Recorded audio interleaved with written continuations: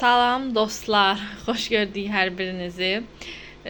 Deməli bu videoların hamısını bir gündə çəkirəm ard-arda, amma ayrı-ayrı paylaşacağam. Ona görə hər dəfə sizlə salamlaşıram və bu dəfə də zalda olan güllərimi göstərəcəm sizə.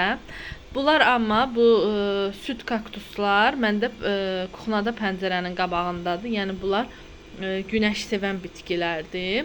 İki cürdür məndə. Bunu göstərmişdim sizə. Yadınızda böyük bir kol almışdım. Amma təəssüf ki çürüdü. Qalan bu 3 belə budağı oldu. Bir də o çürüyəndən belə birin qurtara bildim. Balaca bir qaba əkdim. O tutub. Bir də beləsi var məndə. Bundan da artırmışam. Nəsə süd kaktusları çox sevirəm mən. Çox belə gözəl forması var və tezdə böyüyürlər. Bunun dibində də mən süsən almışdım. Gül. Onun soğanıdır. Yəni deyirlər bunun soğanı gülü quruyandan sonra çıxarıb belə qurutmaq lazımdır. Torpaqda qalsa çürüyə bilər. Sonra belə bir kalonşum var. Bu o salxım kimi belə qəşəng çiçək açanlardandır. Çox axtarırdım bundan və bir xanımda tapdım. Çox bəyənirəm və bunu budamaq istəyirəm. Çünki buradan belə hava kökləri də çıxıb, amma nəsə hələ ki əl dəymirəm. Bəlkə çiçək açdı. Bunlar belə.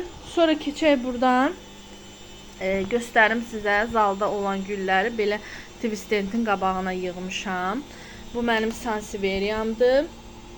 Və sansiveriyalar çox su sevmir. Belə bir böyük qaba. 3 ayrı qabdaydı. Mən yer tutmasın, ona görə belə bir böyük qaba yerləşdirdim. Burada mənim antoriumumdur. Bunun yarpaqlarında nəsə belə bir çürümədi, nə bilim yanmadı, nəsə belə bir. Bunu kəsdim, mən təmizlədim, amma yenə yayıldı.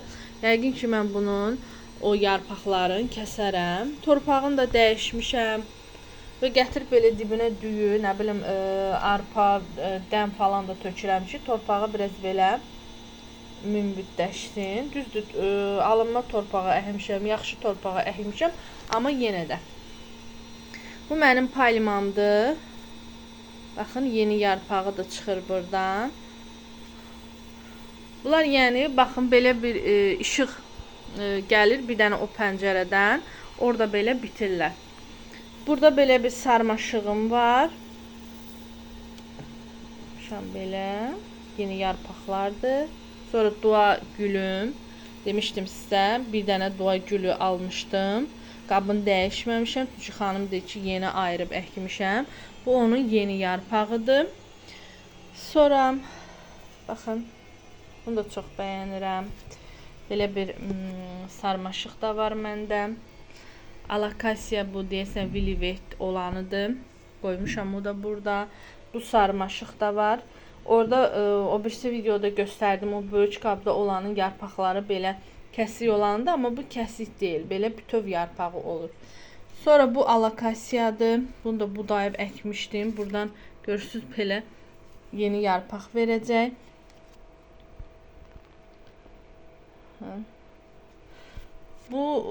Bu yarpaqda buna oxşuyur, amma bu çox böyük olur. Var.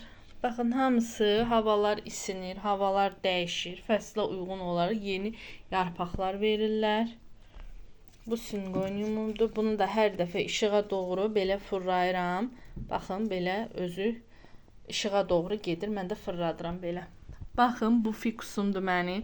Artıq buradan yeni yarpağı çıxır. Çox bəyənirəm bu fikusu da mən. Burada da məndə var monsteradır.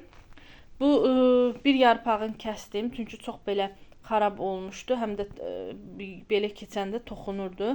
Qırılıb edirdi. Ona görə onun o yarpağını kəsdim. 3 dənə yarpağı qaldı. Belə bir güldür. Bunun da düzdür, yarpaqların yumuşam. Amma yenə yarpaqları belə bulaşıq kimi görsənir. Bu da fərqlidir.